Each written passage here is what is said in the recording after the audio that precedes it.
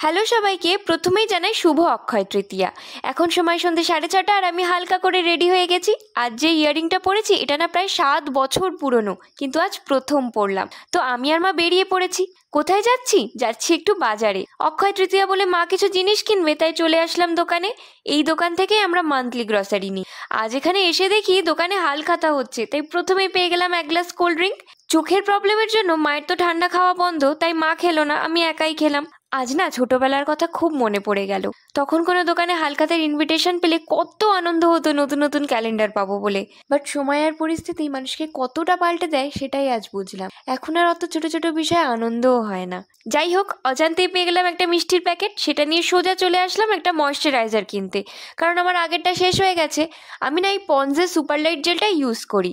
আমরা আজ হেঁটে হেঁটে বাড়ি এসেছি, তাই একটু টায়ার্ড হয়ে গেছি। তাহলে আজ আসি, সবাই খুব ভালো থেকো, বাই।